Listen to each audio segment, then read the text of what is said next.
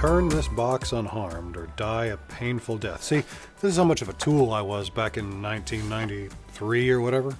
Couldn't even spell painful correctly. But because I bought these cards and never played with them, I can sell them and buy a brand new drone.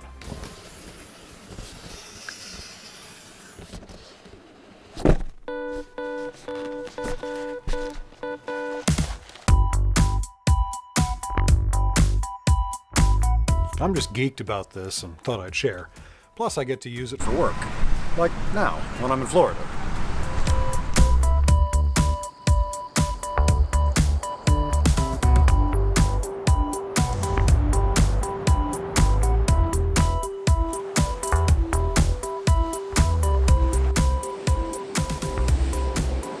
Y'all, I had an awesome idea for this video where I was going to play this really nice slow air, really lovely tune out on the beach, and there'd be this gentle ocean waves. But no, palm trees blowing everywhere. I mean, it wouldn't be like dangerous or anything. The point is, sorry, my audio kind of sucks for this. I had a request for this tune, I think from Facebook. I'm sorry, I can't exactly remember, but I don't have a lot of airs on my channel, so I thought it was a good idea. Thanks for the suggestion.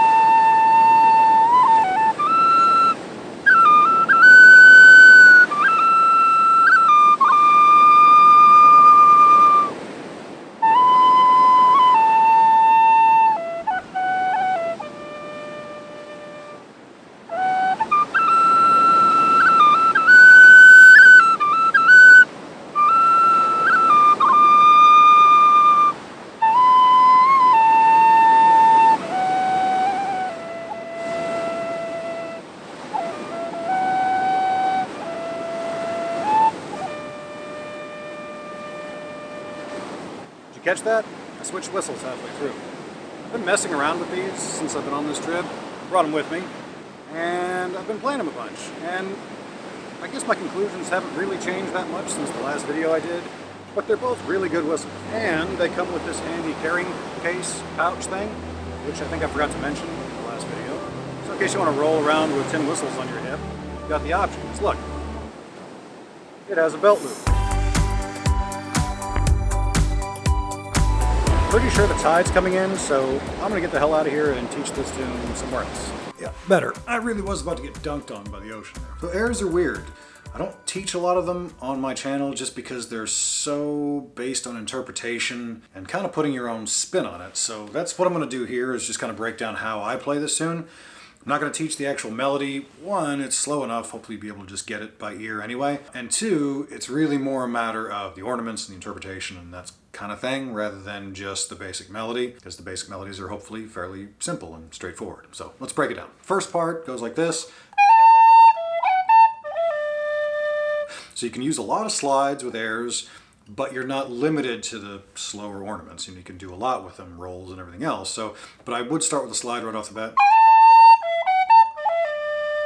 That's one kind of cool thing with airs too, is you can space out your ornaments. They don't have to be just immediate. They can, well after I've already landed on that bottom D, that's I can throw in that grace note.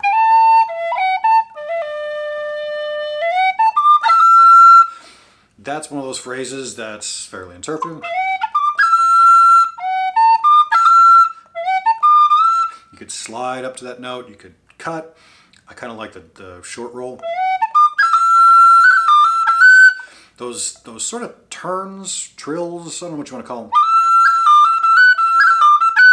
I call them double grace notes, I guess. I'm using these two notes, and it just has that kind of cool bird chirpy kind of sound. There again, landing on that D. Well after I landed on it, we throw in that grace note, just to separate the two main notes. You don't have to, you could tongue that. You can use a bit of vibrato there. The D, particularly on the D, but also on the E, sometimes it's better to use breath vibrato than finger vibrato. Sometimes it just has a bit of a more human kind of sound, maybe, and with the airs, using your breath more, I think it kind of, I don't know, I think it sounds pretty good. Then coming down the scale, it's just 4 notes. That's the line. You can slide into it. I like to throw in that sort of C natural, C sharp thing, where I'm just rolling off the top. Double cut again. You can land on that note and throw in some extra stuff.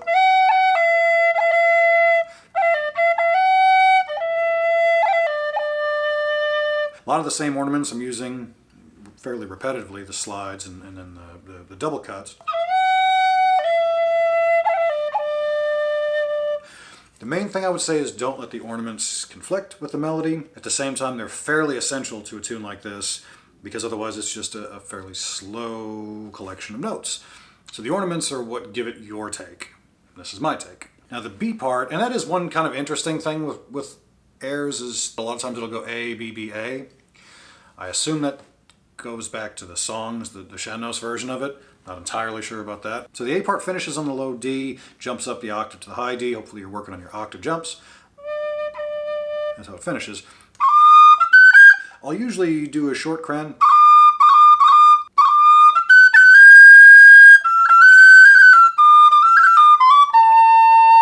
So there's a lot of notes in there, but the basic melody.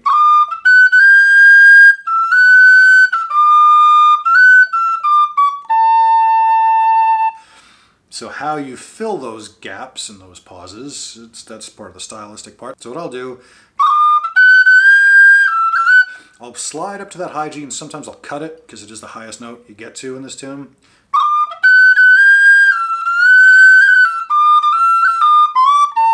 I use that slide off of the C sharp, or from B to a C sharp. That's just one of those cool whistle tricks. It's fairly unique to the instrument, I think, so I like to use it whenever I get a chance to. So that little phrase is a double cut on E like I did before. And then that slide from B to E to B to C sharp. So that phrase, you're getting back to that same E that we just left, and there's just a few ways to get there.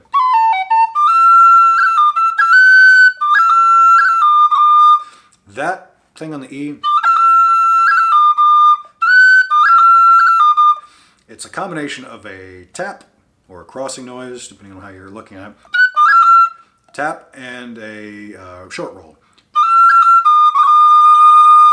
Finger vibrato there because it leads right back into. I like the finger vibrato there because it seems more aggressive. It seems like it's connecting the phrases better, I think. Again, personal preference.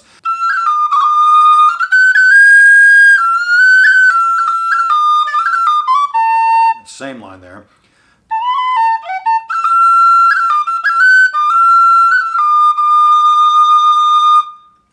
Pause before we get back to the A part. Second time around, try to mix it up. I try to mix it up every time I'm playing the tune, really. I don't try to not to do the same thing twice. But bringing it back to the A part, I like to simplify it. Not a whole lot of extra stuff there.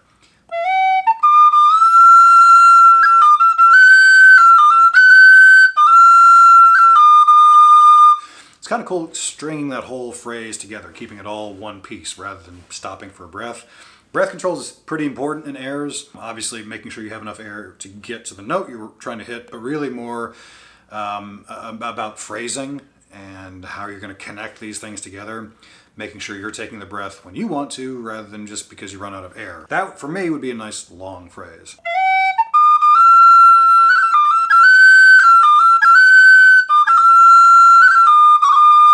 Whole thing, all one phrase. And then to finish, you can do sort of a trill on that. I don't use those a lot, but every now and then in a slower tune like this, I think it sounds kind of cool.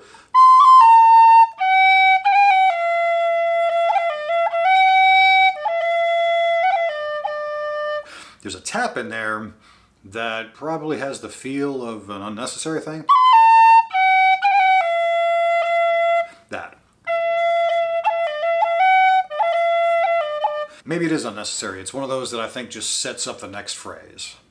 That's how I think of it anyway. Hope you guys like this. Thank you for the suggestion. I'm glad to get an air on this channel, and it's something you guys can work on and pick up. And let me know which whistle you liked. Again, I just kind of felt like busting both of these out and doing a little bit more comparison, spending a little bit more time with them. Let me know what y'all think. That last video I made seemed to draw a lot of comments for and against what I had to say, which is fine. That's the whole point. I'm going back home. See y'all later.